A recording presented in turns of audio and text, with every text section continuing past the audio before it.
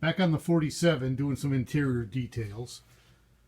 Got my rear view mirror came in from Jim Carter Auto.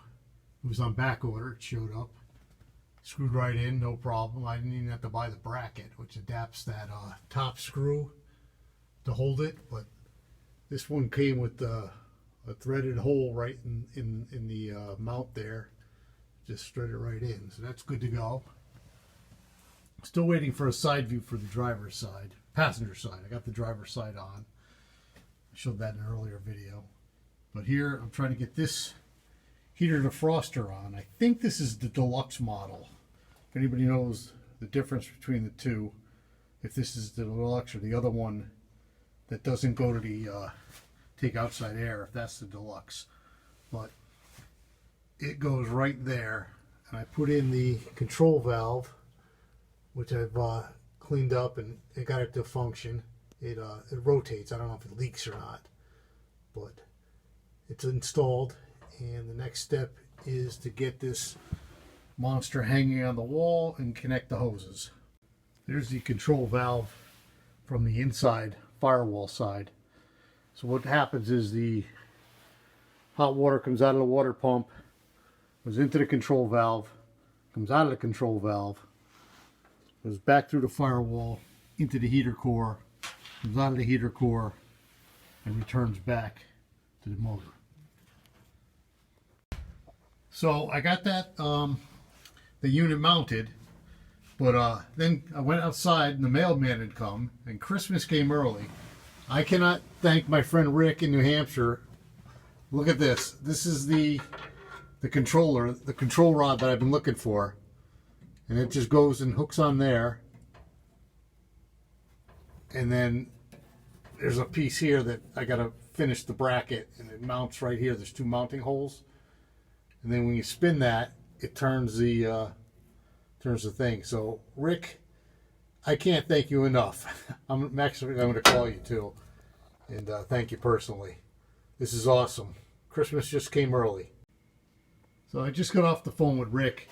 I was thanking him for sending me the control rod, but we were talking about this piece here. So this is the motor, the blower motor, but there's a trim ring that goes around here that holds a gasket in place, you know, to seal out the weather. So I'm on the hunt for that. And what he made a suggestion is that I should show the parts list in all my videos so everybody knows what I'm looking for. So I'm going to show you that next.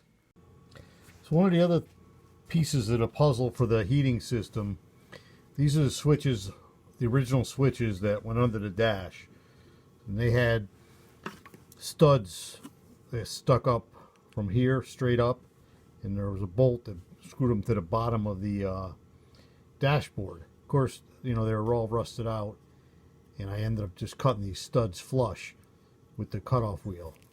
But the switches, I don't know if they're any good or not. This one has a ceramic resistor on it that's broken. This one seems okay, but it's a little cracked. But I'm going to try to open these things up. And I've looked for them online. They're super expensive online if you can even find them. You see Delco Remy on the side, but I'm going to open it up. Maybe I can replace that stud that I broke. I don't even know if this will open, but I figure why not at least give it a try. And then worst case, there's a universal switch that says heat that's available on eBay for like $25 that you know, will control that blower motor. So this controlled two different blower motors, one for the blower for the heat, one for the blower for the defrost, and that's what oh wow, it's just a little carriage bolt that I cut off. Looks like not quite a 1/4 20. What's smaller than a 1/4 20? That might be a 1/4 20 though. I gotta measure that. You see, let's dump it out. Ooh, and the switch came out. Like, nope, now I'm screwing it up. I don't know how it went. Well, it probably only goes one way. It goes on that square drive there, and then just dump that thing out. There's 3 positions. 1, 2, 3. this definitely faces up.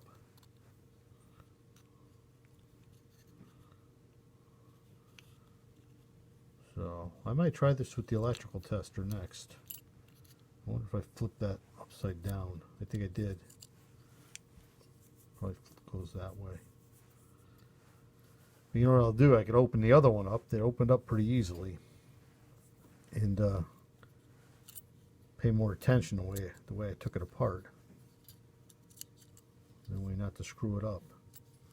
So yeah, that goes like that. I believe this is upside down. These little knobs probably face down so they rub. There's your power coming in. Then it feeds the power either that one or it goes to the resistor to give it a little less voltage to make the motor spin slower. And it definitely goes this way because it faces up. And just put that right there. What I'll do is I'll see if I can find a little tiny carriage bolt to fit like that and put it back together.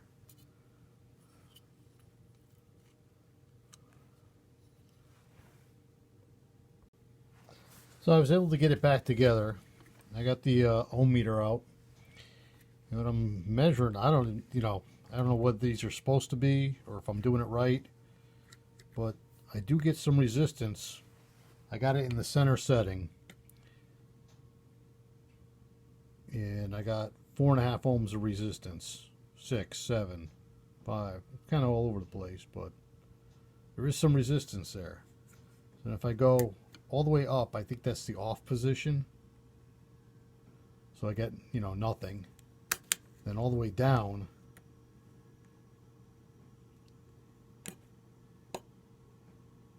.4, 1.3. So I think this switch works. It has a fuse in it, or a fuse holder, and I checked the fuse. The fuse works. So I think I'm going to try to hook it up to the fan motor and see what happens.